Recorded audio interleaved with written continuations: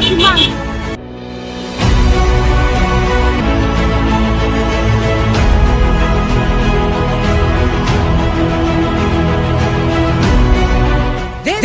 is Global Morning.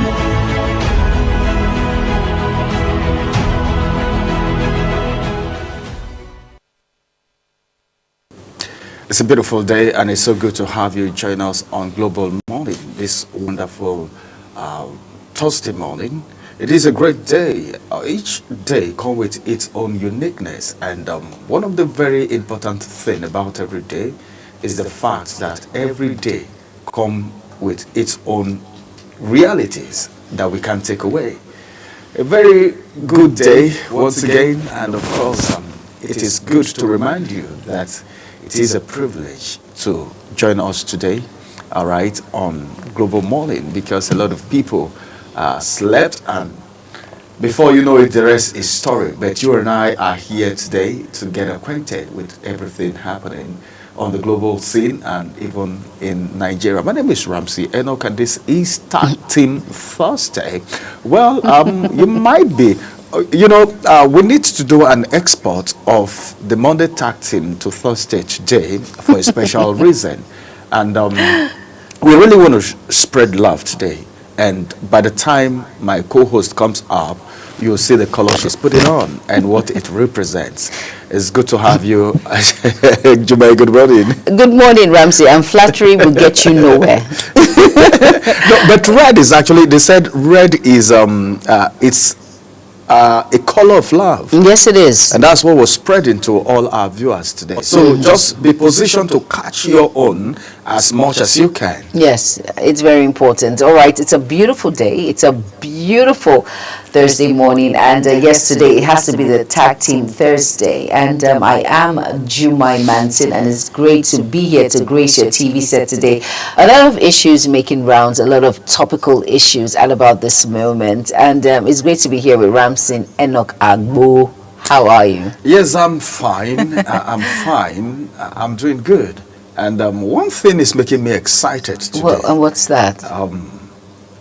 All right, I think I'll need to say that later. No comment. Let me just say it. What's making me excited right now is because you can watch us from there. Do you understand? DSTV channel 365, Star Times channel 276, of course, and on all social media platforms, and Android, iOS devices, and Android. You can download Global TV Nigerian mobile app to watch us from anywhere in this world. Anywhere in the world. There is no one will say, "Oh, I missed this program today." You can't miss it because it's everywhere. And you know how we do it. We make sure we set a good pace for you for every day, because we help you get your morning started. One thing for me is the JAMB coming up with something different this time, a mop-up exam for people who miss. Well, I don't think, I was thinking about it, and I was wondering, has this happened before, or JAMB is coming up with new ideas because of what just happened? You know, for me, I was talking with my colleagues yesterday, and I said, for as much as this is an amazing idea, for as much as JAM have realized that they need a lot to do when it comes to the UTME exams, for individuals who had issues in their CBT centers, for individuals who there were no data service, they were going back and forth, students who fell short, some even committed suicide because of this particular exam, that they had to take one person to die before JAM knew that, okay, we have to do this, is the right thing. For as much as, kudos to the registrar all the way, but sometimes in Nigeria, it has to take a very drastic action needs to take place before something is done. And that's talking from the beginning now. But at the same time, we thank God. I'm grateful to God, and I'm sure most parents are grateful that their wards can actually write these exams again. And this mop-up exam for absentees, to give that levity for people to, as much as to write this particular exam, is it's a step in the right direction. It shows that JAM on its own, they are there's this innovation that is upcoming. I think they want to do things differently now. In It's fact, good, it's good. so that there will be no blame on any side now. So those that were absent during the exam, they can actually, there's a mop-up that's actually coming up, which is good. It's a step in the so right good. direction. It's amazing. It shows that they are really remote and they want to make everything all right. It's amazing. We thank God. That's how to check a system, you know, If it's working. If it's working. Originally, after every JAMB exam, I don't know if they do it, but then the stakeholders and the JAMB officials need to sit down and take a stock of everything that has happened. Very true. Where they didn't do well, where they did well, where needs improvement, you know, and all of that. And I think this is a good step in the right direction. Yes, it is. But then, I think I would like to say this when we were talking about suicide. Nothing is worth your life, no matter the situation. Very true. Because you are committing suicide because you didn't take JAMB. Some persons have written like 2, 3, 4 times and they've not made it. Some made it, went to higher institution and couldn't continue and dropped out. And some are starting all over again. Some of your mates that started that school with you, some didn't even get to the stage of writing JAMB. So no matter the situation, there is nothing that is worth you taking your life.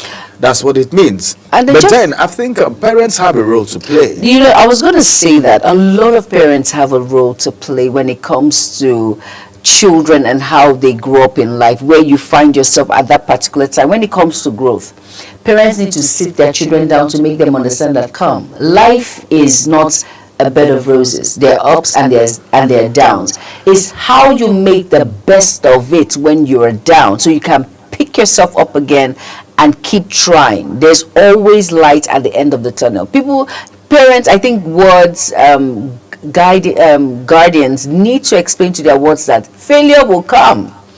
You won't get it right all the time. It's just like, that's what childhood is all about. And parenting too, that is what it's all about. Failure will definitely come. But how you pick yourself again tells a lot about you as an individual. And how you pick yourself again just shows that you never want to remain at the bottom. You always pick yourself up to be the best that you are. So it's very important that parents need to explain to their children, yes, it's okay to feel bad about it, but being suicidal in that effect, that is where it's a no-no. It's a no-brainer for me. So it's very important that parents need to explain to their children, especially when they fail. There's a way in which you will pass the message so that the child can be remorseful to do better next time and not to think of the easy way out, which is being suicidal. It's just unfortunate that beautiful girl had to commit suicide because she failed JAMB not once, not twice, not thrice. Well, it's by God's grace. I hope that the family, God will continue to console the family. But at the same time, parents have a big role to play when it comes to teaching children about life itself. It's very important. It's very important. All right, moving away from there, let's talk about the fact that the Chief of Staff to the President, in the person of Femi Gbajabiamila, have said, well, speaking to the stakeholders in the university, in the educational sector, of the importance of wooing foreign students, all right, into our educational system. Then you begin to ask questions. While our students are running out of Nigeria to go study abroad, they call it abroad. It will amaze you. Was it not recently it was discovered that some universities in some African countries were awarding degree in months, you know, in months. And all of this were discovered because people were barely running out of Nigeria to go study outside the country. Look at Benin Republic here. You know, now if you're going to study in Ghana, people are jubilating, people are excited. Yes, they are. Before now, our educational system used to be strong, used to be, you know, a system of envy. But right now, I don't know what has happened, but then I think it's so good that the Minister of Education is trying everything possible to make sure this glory is being restored from the secondary school, the primary school, even secondary school, well, majorly the tertiary institutions, because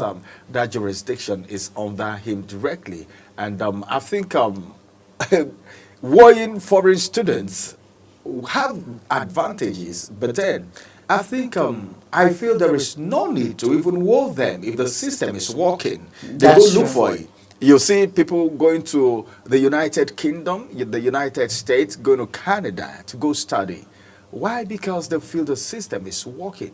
Apart from the economy, we're not saying Nigerian system is not working, but then I think we need improvement. We need proper positioning for proper positioning, because if we are well positioned, these students on their own, without being wooed, will come in. Like I was telling someone about investors, that investors will come. Time is coming in Nigeria that investors will be coming in without even being wooed. And the same thing is applicable to students. I don't know what you think about the Chief of Staff's advice to universities. Well, the truth is, let's see how. But I hope this is not coming a little bit late, because a lot of individuals have made up their mind when it comes to the educational sector. But hopefully, the needful is done. But at the same, people will say most people hammer on the educational sector, and of course the health sector and others. How about other sectors? Are they not of importance? Yes, they are.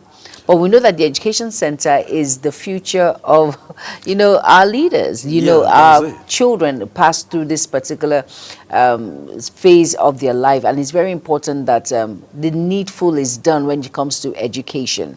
It's very important that we must do that, so we can have amazing leaders who are professionals, who will be able to lead and guide the people. When they're in office, they won't think about corruption and all of that. And at the same time, they need individuals who are upright. These are part of the thing. It's not about sitting in the classroom, the four walls, and then the next thing you know, you're not sure what next. So it's very important that this is a step in the right direction. It shows that our educational system is coming back and having worth.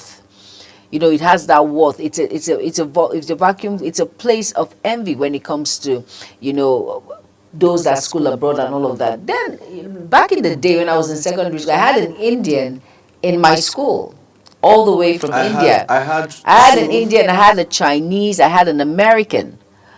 They were in my school back in the day. But now, I no think, comment. During my time, I had two Indians, Pegeruma and Nandraja. I can't forget their names. Then we also have Mr. Green, I think, from Europe, who was in charge of the technology.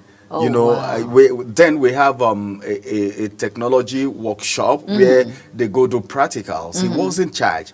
Then they later brought another woman again, a Chinese woman. Really? A Chinese woman, a Chinese lady again. And we had all of these opportunities. We did. But that was a public school. Wow. That was a government secondary school, a government college.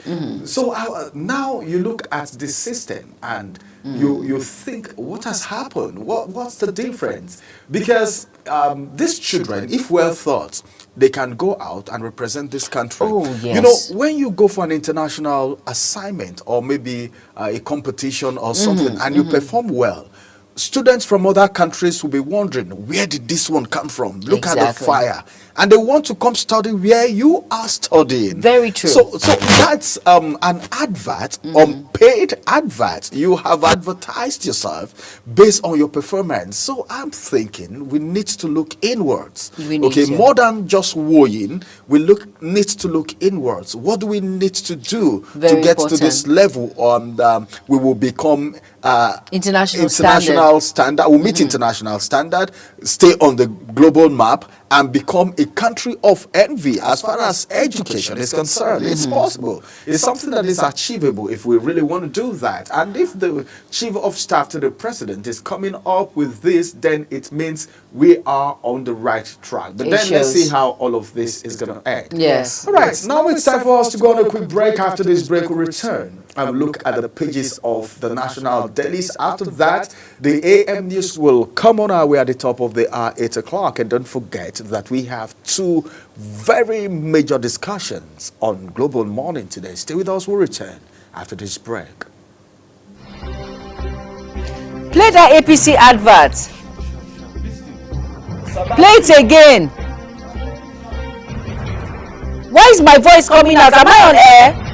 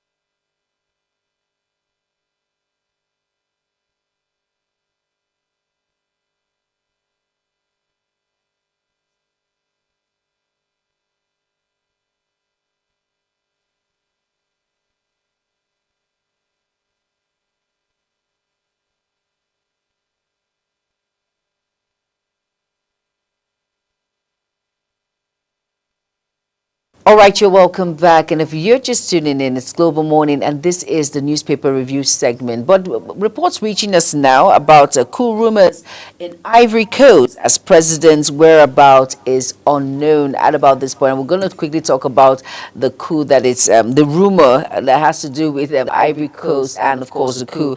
And here it says here there are rumors and reports of a possible coup of large-scale uprising in Ivory Coast, particularly in Abidjan, where gunfire has been heard.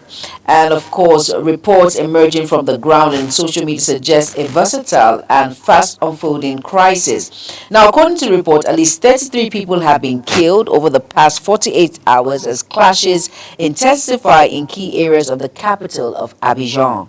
The unrest follows widespread disaffection with President Alassane Ouattara's administration accused of severe human rights abuses, increasing poverty, and maintaining deep ties with France.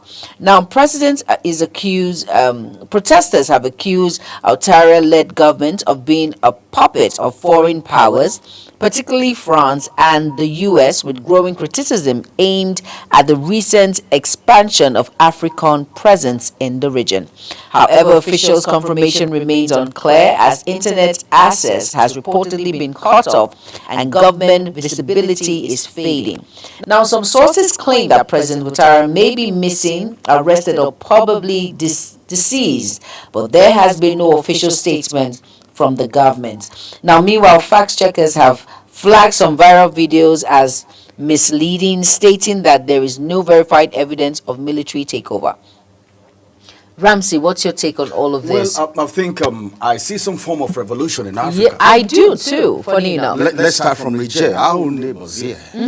See what is happening in Niger. Then we move to Burkina Faso. Exactly. Then see what is happening in Burkina Faso. Then you take a leap to Mali and see what is happening. And now Ivory Coast. Really? And if you look at what the problem is, they seem to have similar problem. Right? Abuse of human rights, protests everywhere. Very true. Then the interference of foreigners, especially France, the US. the US. You know, even that of Burkina Faso too, there were pockets of information that they still had themselves under some form of cage by the French authorities. And the rest is history. Everyone know about it. And look at what Troy is doing in Burkina Faso right now. Really? Then the pullout of Mali, Niger, Burkina Faso from ECOWAS sent a lot of message. It did, really. Despite the interference, the negotiations, everything, they said they want to stay back. I don't know if they will return back to ECOWAS later on, I don't know. But then, with the way Traore is going, I don't think so. With the way he's going, I don't think so. Now, let's get to Ivory Coast right now. Ivory Coast is one country that a lot of people believe, all right, that they are not doing badly as a country. But if not the people who are there, you may not understand certain things. You know, I was going to, sorry to interject, I was going to say, individuals who are the citizens will beg to differ. They will beg outside, to differ. We that also will think that Ivory Coast is doing very well. But you heard what they said, the subjection in which they are going through, the high cost, inflation, all of that in Ivory Coast. And that is why this particular can I tell you coup is ongoing. For the people to have the guts to protest, to come out like this. All that glitters. You know that sometimes some people feel, well, we've had enough. There is nothing we can do anymore. I don't know, like the 10 lepers. If we stay, we die. If we go, we die. What do? Let's go. Let's move. At least let there be a move. I think that's some of the things happening in Ivory Coast right now. Now we don't know where the state of the president, whether he's deceased, whether he's alive. No one knows his state right now. But the painful aspect of it is the 38 lives that has been lost already. That's a lot. And one very significant thing is that every African country, all right, where some form of instability as far as human rights, hunger, okay, is going on, needs to sit up because of this kind of things. Because it doesn't speak well of any nation at all where there is consistent protest. Look at where Ivory Coast has taken it to right now. But well, they said it's still a rumor, all right. But then, by the time the president comes out, there is a move already, and this move sent a lot of message. And the truth is, Ramsey, sorry to interject also, you see, for every rumor, there's an atom of truth in it. And this is what happens when there is bad administration, when the people are suffering, when people are going through hardship. Hardship can prompt anything. Individuals will decide on their own that, okay, enough is enough, they're done. And that is why this protest is ongoing. It's not rumor that 33 lives have been lost already. And definitely, these are the ones that are counted for. How about the unaccounted? We do not know yet. But it's just unfortunate that some African leaders just want to take the bull by the horn on their own and do what they want. But sometimes, I think individuals, citizens have woke now, and they know that this cannot continue. Like I said, outwardly we might see all the gold, all the glitter, but inwardly they know that all that glitters is not gold at all. Really. And this is not the first time this kind of instability is happening in Ivory Coast. No, it's not. This is not the first time. So I think the major thing is, let's keep our fingers crossed and see if the president will come out to make a speech. Hope he's not That deceased. is, if he's not deceased, because the information said they've not seen him. So no one can even ascertain his position as at now, his whereabouts as at now. Very true. So let's just keep our fingers crossed, keep watching global television, because more details will be coming to you in our bulletins and our other programs as far as the situation in Ivory Coast is concerned. Well, of course, we'll be keeping a tab, and we'll be going back and forth when it comes to this particular issue, and we'll keep you abreast on the happenings. And of course, let's move to the newspaper review segment, and we'll be starting with the first paper of the day, and it's the Guardian newspaper. And below the nameplate of the Guardian newspaper, it says 2027, forget defections. Hungry Nigerians hold ace, Makinde tells PDP. And here it says Nigerians face heightened insecurity with over 2,000 prisoners at large. And that is a big scare. And you can find that read on page 3 of the Guardian newspaper. Why I did not yield to calls for resignation by JAM registrar. And you can find that read on page 3. Now, the star story on the Guardian says Zulum flags complicity in terrorism war amid push for new investment. And to be more abreast, you can find that read on page 6 of the Guardian newspaper. And it says, Rep rallies federal government to rescue stranded Nigerians in Saudi Arabia. And you can find that read on page 4. NMDPRA to cut petroleum truck loading capacity to 45,000 liters. And you can find that read on page 28. Still on the Guardian newspaper, it says gladiators, shade, sword, restore calm to rivers polity. And that read you will find on page 4. And here it says manufacturers grown over 37%, lending rate side threats to productivity. And here it says your testament of our global impact, Tinubu holds British Nigerian mayors, and you can get that read on page 4. LASG says Ikeja, Lagos Island, Lekki top states crime locations. Am I surprised? Not at all. And now you can find that read on page 5. Nigeria's GDP per capita too low, needs growth to boost income, meet aspirations. And that's, of course, on the business desk on page 15. And with all of this, one of the stories that actually tickle my fancy is the fact that it says Lagos state government says Ikeja, Lagos Island, Lekki, top states crime location. I'm not surprised. These are places where you find the quote unquote the Yahoo boys, Lekki? the big boys of Lekki, individuals who we do not know their source of wealth.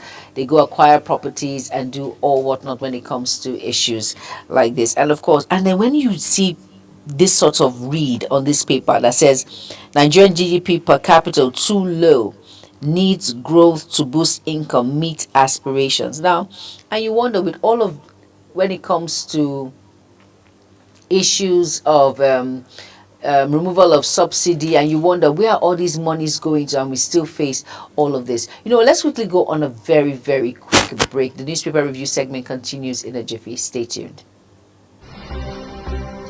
Play APC.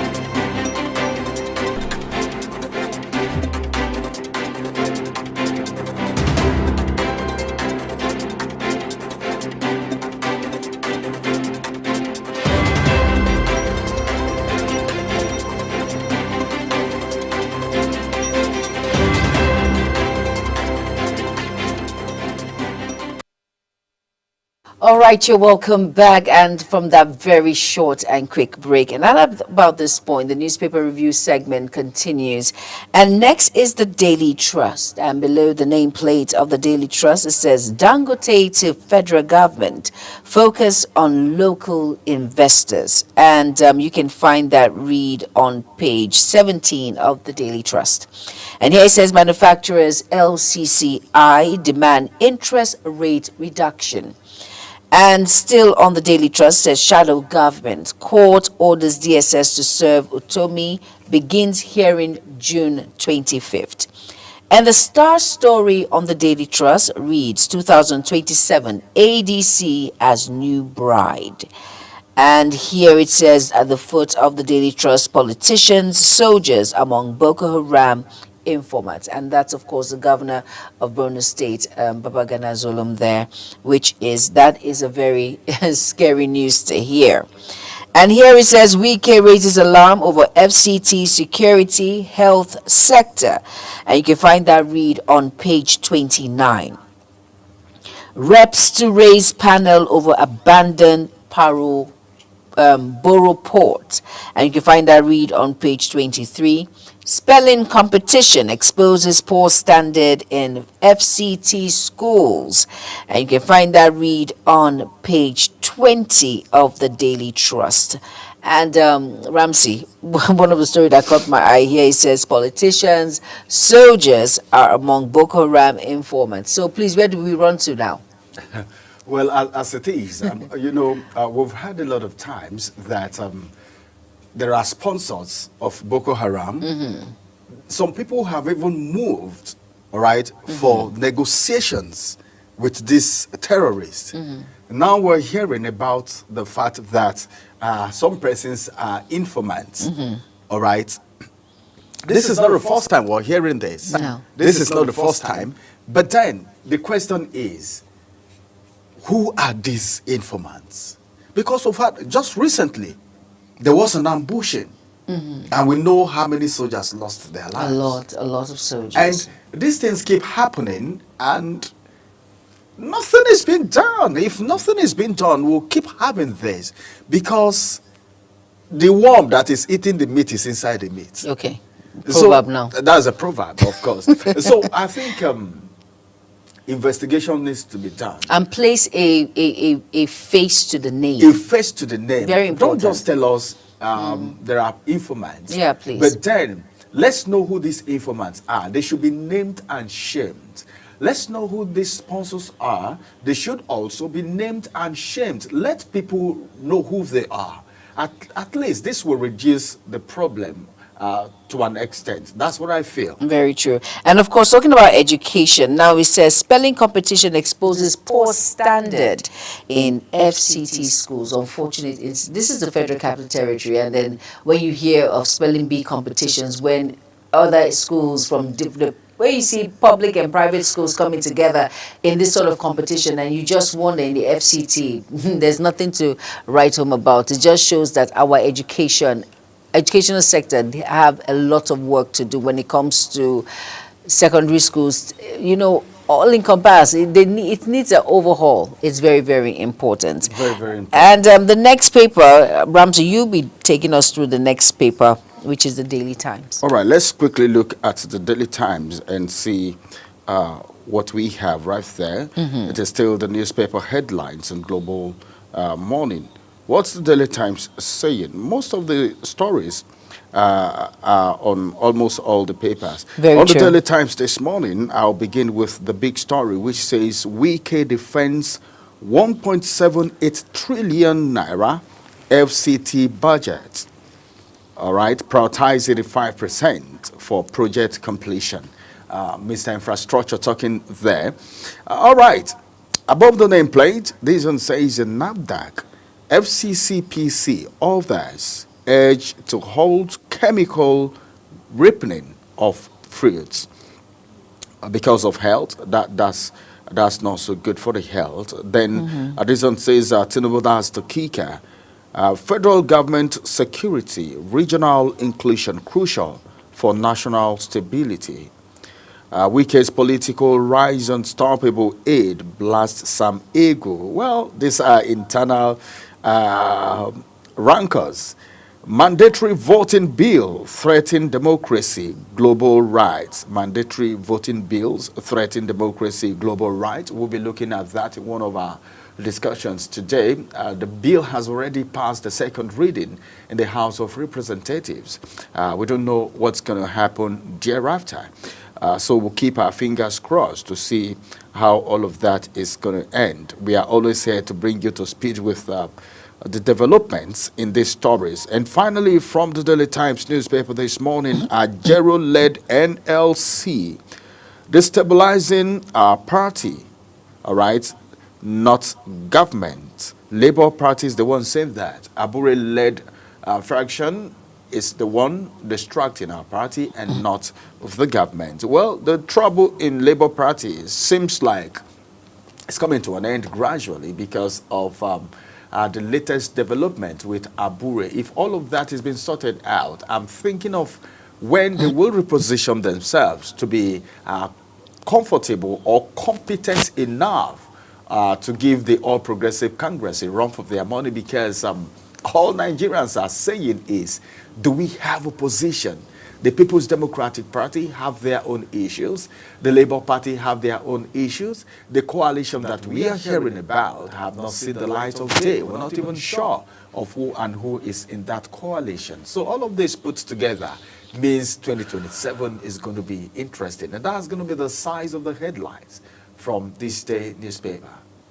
All right, now let's move over to the Punch newspaper, giving us some very punchy stories. And above the nameplate, it says, JAM reviews 379,000 UTME receipt results. And here it says petrol price war closes nearly 5,000 fuel stations. And you can find that read on page 20. Now over to salary crisis now. FG plans intervention funds for 109 foreign missions. And of course, that's a picture story of the President Bola Ahmed Tinubu. And you can find that read on page 29. Now, beside the nameplate of the Punch, it says here 2027 APC foresees Tinubu's win as Atiku Obi camp meet. And you can find that read on page 2. And then, of course, a picture story of Ganduje. And the Star story here says terror threats, and it says Senate Zulum demand swift action from Tinubu. And you can find that read on page 2. And we have 3 riders there from the Borno Governor, Senate, and of course, Zulum here. It says Boko Haram better equipped than military, says the Borno Governor. And it says foreign terrorists infiltrating Nigeria. That's from the Senate. And here it says president should listen to army, not politicians. And you can find that read on the Punch newspaper. Please go out and get your copy of the Punch on page 2. Now below the foot of the Punch it says Germany warns Nigerian neighbors against Russia alliance. Lagos seeks justice for 3,215 abused children in 2024. Nigeria spends $2 billion on external debt in 4 months. And you can find that read on page 20. All right, that's all the major headlines of the Punch newspaper. Please go out and get yourself a copy to be well abreast on issues making rounds. And the next is the Nation newspaper. Well, quickly, I'm going to rush through the Nation's newspaper because of our time. Our time is already fast spent. And on the Nation's newspaper this morning, we have some very major headlines. And of course, from here, we have a lot going on. But then, I think these issues are very common to Nigerians, and Nigerians are saying, well, we can't just keep quiet about it. And that's the big story right here. Tinubu governors, ministers, APC chiefs in mid-hem review. All right, midterm review for Tinubu governors and ministers, APC chiefs. And of course, this one says a police station can't function with 45,000 quarterly running cars. All right. Well, this sends a lot of message. If you hear a policeman telling you 45,000 cannot afford us to run the station, then you begin to ask questions. Is that the reason why some Nigerians accuse the police officers of so many things on the highway? You know, some of these reasons are now unfolding. DSS not part of Kano's arrest in Kenya. And this one says Southwest Development Commission raises integration hope. Court to hear DSS suit against Utomi on shadow government June 25. And this one says NEL fund orders refund tuition to loan beneficiaries. And of course, as a matter of fact, finally from the Nation's newspaper this morning, Labour Party crisis. NLC joins forces with Neradi against Abure. And that's going to be the size of the headlines from the Nation's newspaper this morning. Let's go on a quick break. After this break, we'll return. And it will be time for us to bring you the AM news at the top of the hour, 8 o'clock. Stay with us.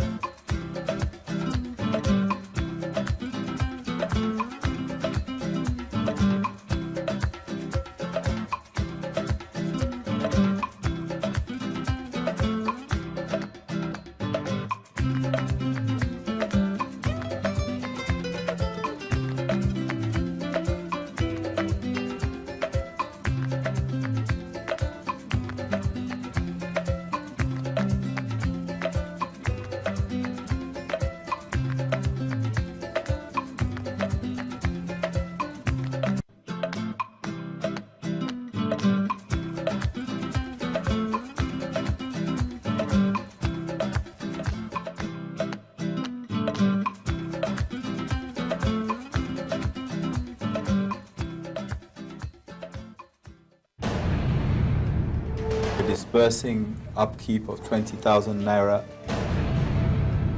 Know that you cannot talk about a healthy nation if you don't have means to produce your own in addition to importing. The CG is the principal actor of this because it's within her jurisdiction. Minister.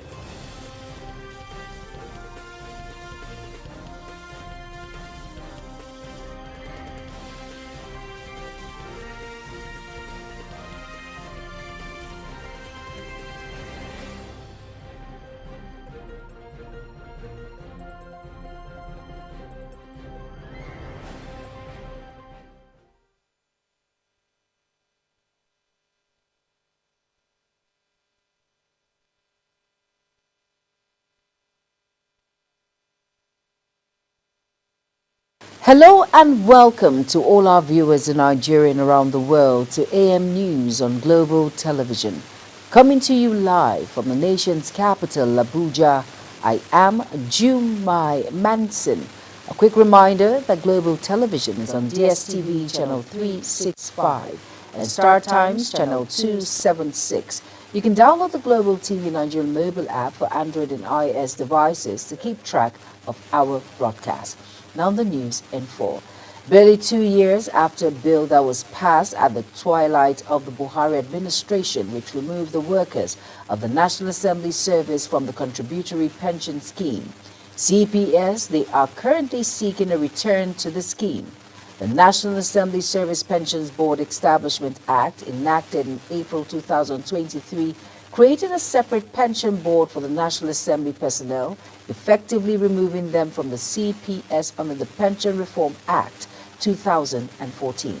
With implementation of the National Assembly Pension Board Act yet to commence, recent developments suggest a shift in perspective amongst the Assembly's management and staff.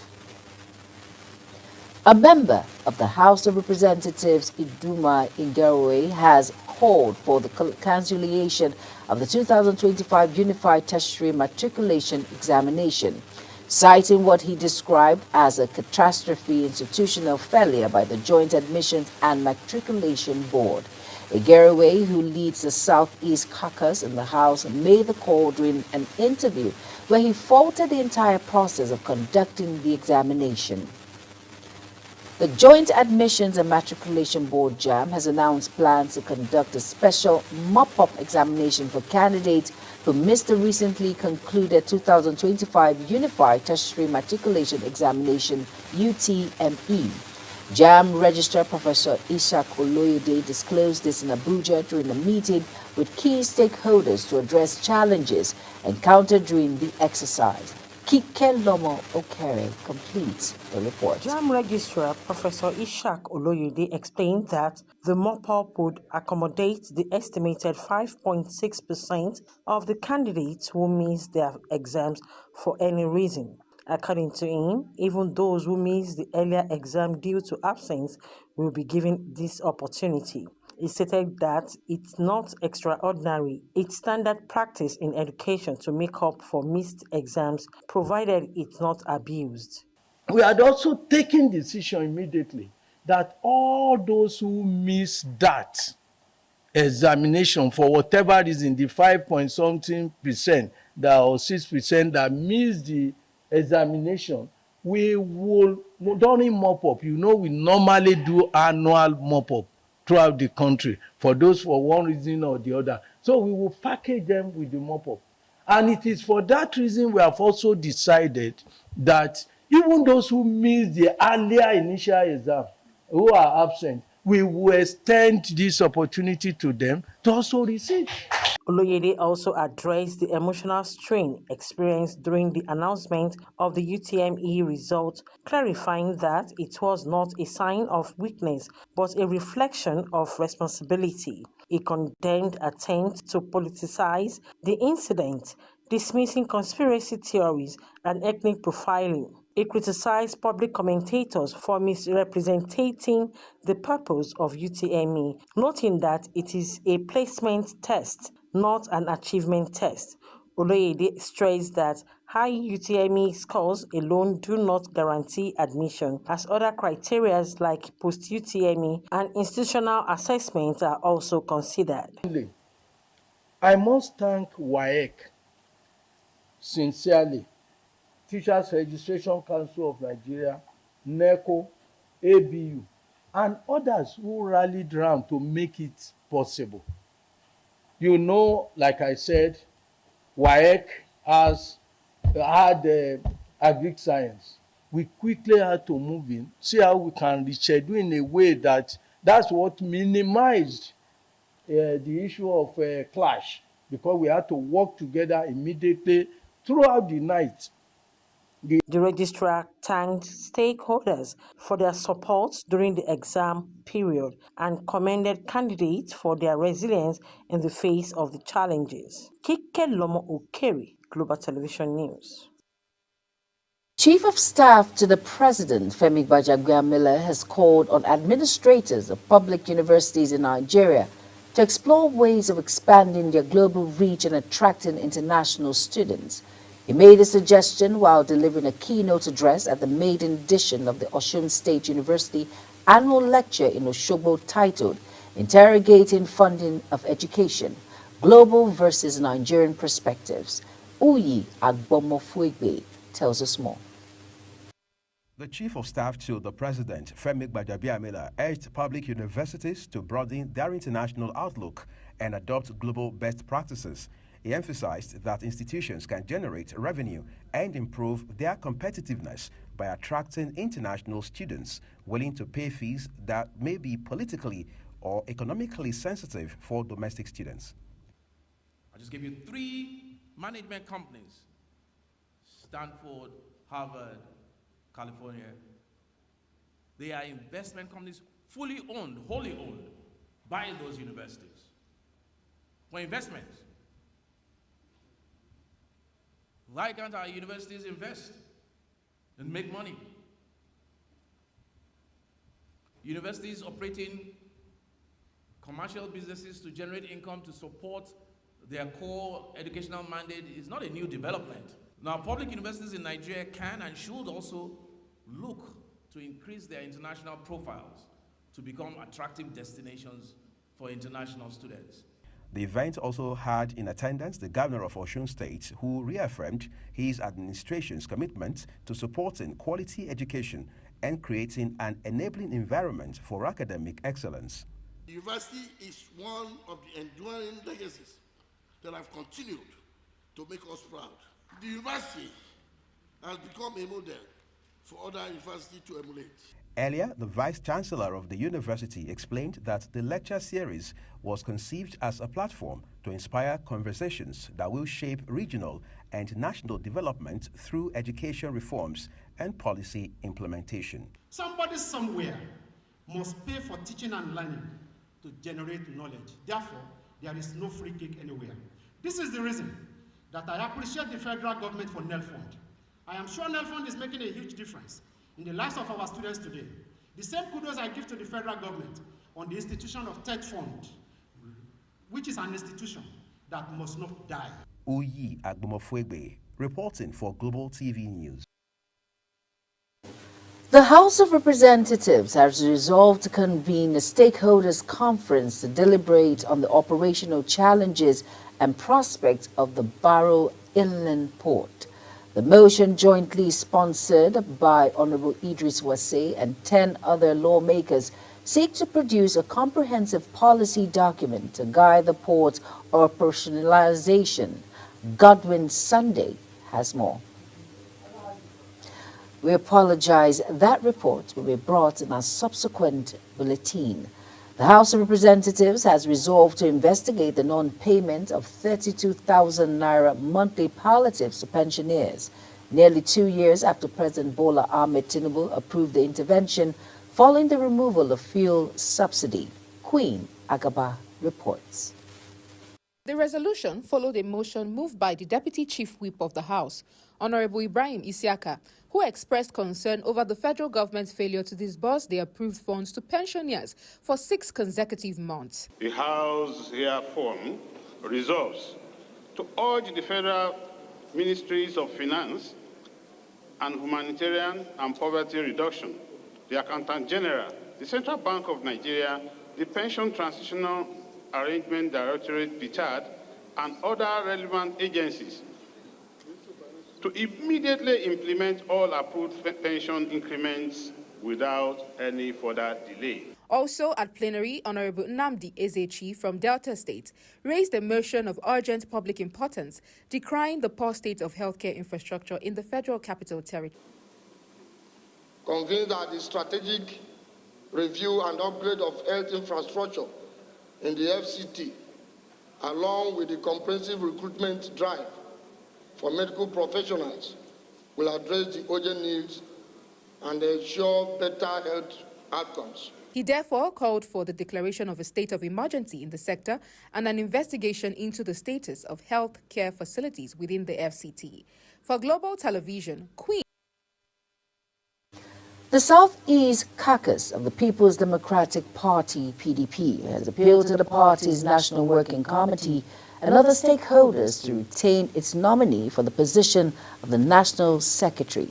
Speaking at the PDP National Secretariat in Abuja, Senate Minority Whip Senator Osita Igwe announced the region's unanimous decision to nominate former National Youth Leader Sunday Ude Okoye for the role. Godwin Sunday has more. PDP senators gathered at the Senate Press Center to reassure Nigerians that despite recent challenges and the defection of some members to the All Progressives Congress APC, the party remains solid and cohesive. Senator Moro, the caucus leader, expressed confidence in the reconciliation efforts led by former Senate President Bukola Saraki. He assured that the committee tasked with addressing internal grievances would work diligently to restore unity within the party. He urged all PDP members to stay committed, underscoring that despite its difficulties, the PDP remains the party to beat. Contrary to the insinuations that the PDP is in shreds and at the verge of collapse, the party remains very, very strong and will continue to work stronger. The Senate caucus of the PDP, therefore, urges all our team members to remain resolute in their commitment, dedication, and loyalty to the party. The caucus believes that a series of activities lined up by the leadership of the party will throw up a new lease of life and leadership in the party that will make it very competitive in future elections. Additionally, Senator Moro noted that the PDP is capable of forming coalitions when necessary to strengthen its political positions. Of all the opposition parties, the PDP's umbrella is big enough to accommodate all persons desirous of coalition. The People's Democratic Party, therefore, should drive the coalition when and if it becomes necessary. To date, 3 lawmakers from Kebbi State and 1 from Delta North have defected from the PDP to APC, alongside other defections from various political parties. For Global Television, Queen Agaba reporting. Amid raising concerns over recent defections, the party's Democratic Party PDP Senate caucus has affirmed that the party remains united and steadfast. At a press conference after plenary, Senate Minority Leader Senator Abba Moro, together with other PDP lawmakers, emphasized the party continues to be the strongest opposition force in Nigeria. Now, in the bid to revive and boost the production of locally made textile materials, the House of Representatives has resolved to urge the federal government to regulate the importation of foreign textiles into the country. Here is Ogochukwu Mobona's report. The House of Representatives also called on the Federal Ministry of Power to collaborate with the Federal Ministry of Industry, Trade and Investments to provide essential infrastructure, particularly stable power supply, to local textile manufacturing companies to enhance productivity quality. Additionally, the House has urged the Federal Ministries of Finance, Industry, Trade and Investment, alongside other relevant agencies, to support the local textile industry by providing soft loans and improving access to credit facilities through the Bank of Industry. These resolutions followed the adoption of a motion moved by Honorable Garba Mohammed during plenary. Concerned over the significant decline in the textile industry over the last 2 decades, resulting in the layoff of thousands of workers from companies like Kaduna Textile, Kano Textile, Aba Textile, United Nigeria Textile, Fast Spinners, among others.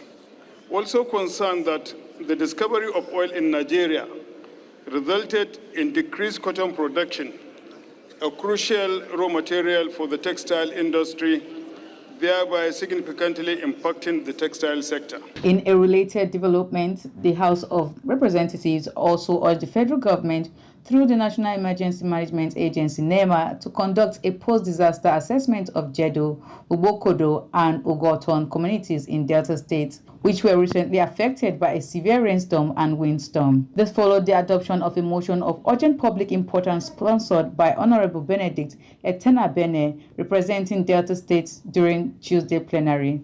Curious that the residents of these affected communities are in dire need of aids to cushion the effect of the disaster that befalls them. Believe that if urgent steps are not taken to come to the aid of these people, of the affected communities as their means of livelihood were gone, coupled with this critical time of the impact of the nation's economy, it will spell doom on the people. Ogochukwu Mobno reporting for Global Television News. Wife of Zamfara State Governor Huraya Lawal has appealed to Governor Dauda Lawal to approve 6 months of paid maternity leave for working mothers in both the public and private sectors. She made the appeal during a courtesy visit to the governor at the government house. Kusau Kabir Hassan has details. This is an advocacy visit to the office of the Zamfara State Governor by the State First Lady, Huraya Lawal, and other stakeholders. She says granting 6 months of paid maternity leave is not just a policy, but a gesture of love and vital investment in collective future of children. The wife of the governor noted that the 6 months maternity leave policy is to improve employee retention, increase morale, and healthier babies. This isn't just a policy. It's a labor of love for our women, our children, and our future. The early months of a child's life are sacred, filled with precious bonding, life-giving breastfeeding, and the vital healing of both mother and baby. The UNICEF representative, Kulu Sanda, emphasizes that advocating for 6 months of paid maternity leave for nursing mothers aligns with the Sustainable Development Goals, SDG, and the United Nations standards, which promotes the well-being of mother and child. UNICEF also aligns with this policy of advocating mothers who have time enough to breastfeed her child, time enough to take the child for routine immunization. Governor Dauda Lawal commended the First Lady for her advocacy and assured that the request will be thoroughly deliberated with the members of the State Executive Council. He affirmed his administration commitment to supporting policies that directly benefit citizens. You know, what is working well. So myself and my colleagues here will look into your request and we'll dissect it, digest it, and then come up with a framework on how it is going to be. Whether it is going to be 6 months, whether it is going to be less, but it's something that we will look into, and I can assure you we'll come back to you within the shortest possible. The governor also expressed appreciation to the delegation and development partners, including UNICEF, for their continued support and collaboration with the state government. Hassan Kabir reporting for Global TV.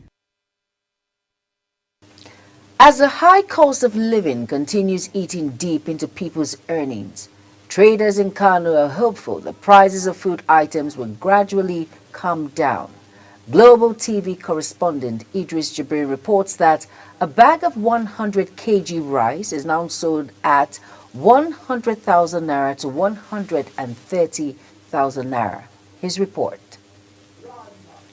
We apologize, that report will be brought in our subsequent bulletin. You are watching the live broadcast of AM News. When AM News returns, says Golden Dome missile system operational by end of his term. Details coming shortly, plus sports stories on the other side of this break. Please stay with us.